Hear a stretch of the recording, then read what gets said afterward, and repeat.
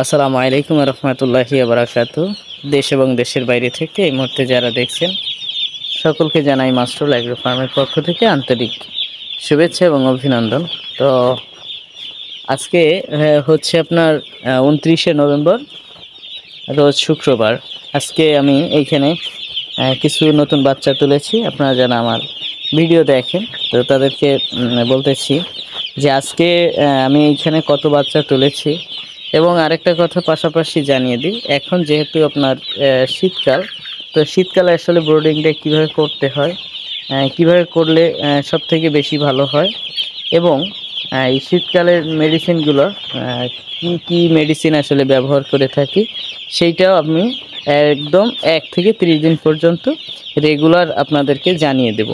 তো যারা আপনারা 2-1 দিনে বাচ্চা তুলেছেন বা তুলবেন, চিন্তা ভাবনা করছেন, তাদের জন্য কিন্তু অনেক হেল্পফুল হতে পারে আশা করি। তো আজকে যে বিষয়টা আপনাদের সাথে আমি শেয়ার করব সেটা হচ্ছে যে এই কোন কোম্পানির বাচ্চা তুলেছি, কত করে এই বাচ্চাগুলো আনতে পারছি, রেটটা কত ছিল, এবং কত বাচ্চা আমি তুলেছি সেই সম্পর্কে আজকে একটু কথা বলে নিব।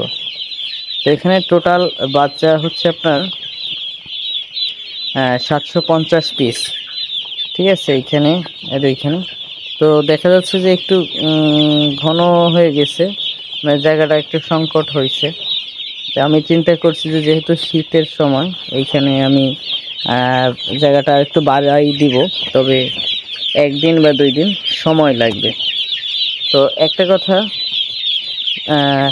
যারা শীতকালে লালন পালন করেন তো তারা হচ্ছে এই যে এইটা আমাদের এইখানে বলে হচ্ছে গোলা, হ্যাঁ, এই গোলা সিস্টেম করে আপনারা যদি দেন তাহলে অনেকটা তাপমাত্রা ঠিক রাখতে পারবেন।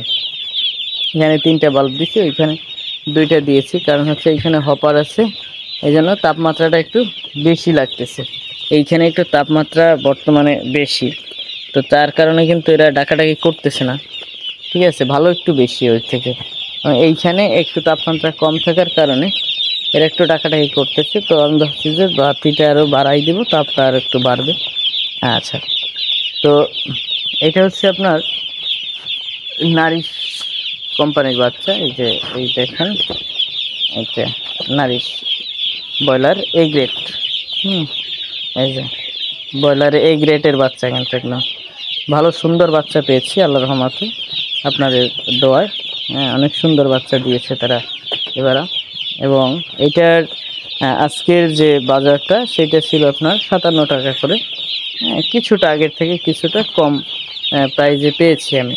ঠিক আছে, তো আমি কিন্তু অলরেডি এদের 2বার খাবার ছিটাই দিচ্ছি, এরা কিন্তু খেয়ে ফেলছে, দেখতে পাচ্ছেন। তো আমি আবারও এদেরকে খাবার দিব। ঠিক আছে, এখন এটার হচ্ছে সিস্টেমটা, আপনি যদি খাবারটা একদম প্রথম টাইমে এদের ফ্লোরে দিয়ে দেন, ওদের জন্য সুবিধা হবে খাইতে। ঠিক আছে, দেখা যাচ্ছে যে ওরা প্রত্যেকটা মুরগিতে খাইতে পারবে। আর একটু ডাকাডাকি করতেছে, কারণ হচ্ছে যে তাপমাত্রাটার একটু কম আছে এইখানে, এই জন্য তাপমাত্রাটা আস্তে আস্তে, মানে যদি লাইটটা জ্বলতে থাকে তাপটাও বাড়বে। হ্যাঁ, আর রাতে তো এর জন্য আর একটু মানে করতে হবে, সুন্দর ব্যবস্থা করতে হবে। যে উপরে যে ইয়াটা দেখতে পারতেছি খোলা জায়গাটা, এইখানেও আমি ওদের জন্য আপনার সুন্দর করে ঢেকে রাখার ব্যবস্থা করব। হ্যাঁ, এইটা কিন্তু আরও ভালো আছে ওদের থেকেও। এই যে এইটা যদি আমি দেখেন, এইটা হচ্ছে আপনার তাপমাত্রাটা ঠিকঠাক আছে। হ্যাঁ, তো আপনারা সবসময় শীতকালে যারা মুরগিটাকে উঠাবেন খামারে, তাপমাত্রাটা ঠিক রাখবেন। ঠিক আছে, আমার কাছে 2টা হপার ছিল না, তাই একটা ব্যবহার করেছি এবং আরেকটা এইভাবে সিস্টেম করে দিচ্ছি। হপার হলে হয় কি, গরমটা বেশি আপনার দেওয়া যায়, এই যে গরমটা নিচে নামে। তো এমনি বাল্ব দিলে তো ওই তাপটা নিচে সঠিকভাবে নামে না। ঠিক আছে, তো হ্যাঁ, দেখতেই পারলেন যে আমি খামারে নতুন বাচ্চা তুলেছি। তো বলে রাখি যে আমি এই বাচ্চাটাও কিভাবে লালন পালন করি, 1 থেকে 30 দিন পর্যন্ত সেই ভিডিও ইনশাল্লাহ আমি শেয়ার করব আপনাদের সাথে।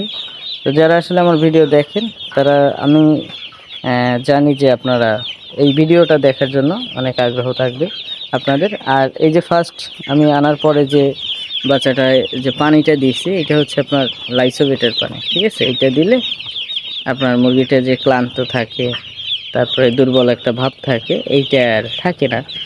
এই পানিটা খায় এবং ওরা সবল হয়, অনেকটাই সবল হয়।